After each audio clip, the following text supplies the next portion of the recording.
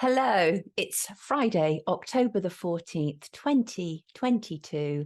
I'm journalist and broadcaster Sonia Poulton, and this is Rise with Brand New Tube. How has your week been? David is a researcher and blogger, although David pointed out to me yesterday, who hasn't been a researcher over the last 2 years? I'll tell you who, mainstream media journalists. I never really had strong views on the monarchy, but until I saw Prince Charles, well, the then Prince Charles's ties to the World Economic Forum and Klaus Schwab, and promoting the whole climate narrative. And the government embarked on a proxy war in Ukraine without any consent from the British public, and they've done it by stealth, and it started off in a small way, and it's now got to the point where it's 7.5 to 8 billion pounds worth of taxpayers' money, which has been spent when the UK is really short of money. So the three men have joined me today because there is a man languishing in a British jail who has languished for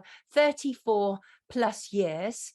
And there's every reason to believe that he is absolutely innocent. And not only should he be freed, but he should be exonerated.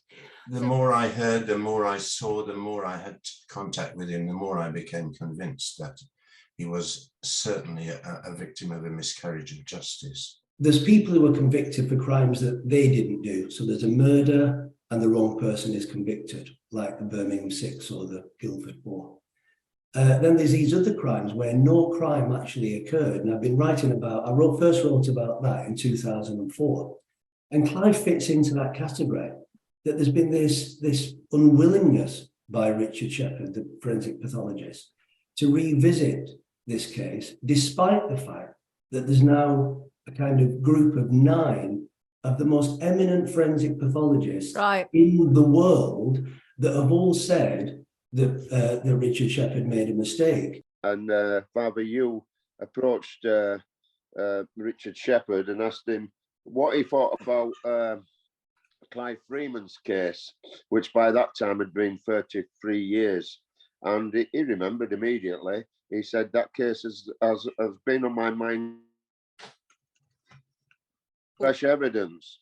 He said, yes, I would if it came from a solicitor, which we arranged, and then he asked the security to have us removed, which we left, and I was holding a banner, Free Clive Freeman, 35 years in prison for a murder that never was. You know, when we come back to that word of influencer, what are you actually influencing? What is your message here? Right. You know, because none of it seems very healthy, wholesome, or realistic. And the fact that their shows are called reality shows, you know, I think all of that needs to be changed to fantasy show, because really that's what it is, isn't it? And I want to close with this quote from Vincent Lombardi, and it is, "The real glory is being knocked to your knees and then coming back. That's real glory. That's the essence of it." And it is indeed. Have a fantastic weekend, and I'll see you on Monday. Take good care of yourself. Lots of love.